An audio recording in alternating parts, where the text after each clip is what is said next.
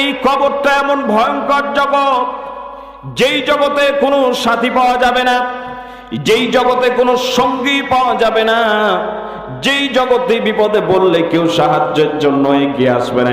এতটাই মারাত্মক ভয়ঙ্কর জগৎ হচ্ছে এই কবরের জগৎ। মানুষ যখন, আত্মীয় স্বজন যখন আমাদের মারা যায়, আমাদের মনটা খারাপ হয়ে যায়, আমরা একটু কান্নাকাটি করি। কেন মন খারাপ হয়? লোকটা খুব ভালো ছিল, তার সঙ্গে খুব সুন্দর সম্পর্ক ছিল, লোকটা দুনিয়া থেকে বিদায় নিল, এতটুকুন চিন্তা করে আমাদের মনটা খারাপ হয়ে যায়। কথা বলেন ঠিক কিনা? কিন্তু একটা বারের জন্য চিন্তা করে না, এই লোকটা যে মারা গেল, দুনিয়া থেকে বিদায় নিল, তার অর্থই হলো আর একটা জগতে চলে গেল। আপনার বাবা মারা গেছে, আর একটা জগতে চলে গেছে, দাদা মারা গিয়েছে, আর একটা জগতে চলে গিয়েছে।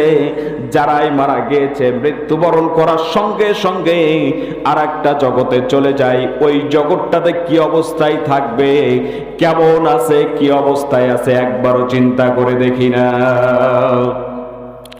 আমার ভাইয়েরা, মানুষ যখন মৃত্যুবরণ করে, মৃত্যুবরণ করার সঙ্গে সঙ্গে মানুষের আত্মা, মানুষের রূহটা সরাসরি চলে যায় আলমে বারজাকে। এই আলমে বারজাক সম্পর্কে আল্লাহ রাব্বুল আলামিন কোরআনুল কারীমের ভিতরে বলছেন, ওয়া মিন ওয়ারাইহিম বারযাখ ইলা ইয়াউমি ইউবআসুন। আল্লাহ পাক বলেন, প্রত্যেকটা মৃত ব্যক্তির পেছনে একটা বারজাক অন্তরায় হয়ে আছে। পুনরায় জীবিত হওয়ার আগ পর্যন্ত তাদেরকে সেই বারজাকের ভিতরে অবস্থান করতে হবে, সেখান থেকে বেরিয়ে আসার কোনো সুযোগ নাই। আমার ভাইয়েরা, বারজাক শব্দের অর্থ হচ্ছে পর্দা।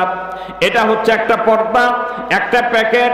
এটা এমন একটা প্যাকেট, এটা এমন একটা পর্দা যেখানে একবার যখন মানুষ চলে যায়, সেখান থেকে আল্লাহ পাক যতক্ষণ পর্যন্ত না চাইবেন ততক্ষণ পর্যন্ত কেউ সেই জগৎ থেকে দুনিয়াতে আসতে পারবে না, আবার ওইদিকে জান্নাত জাহান্নামেও যেতে পারবে না।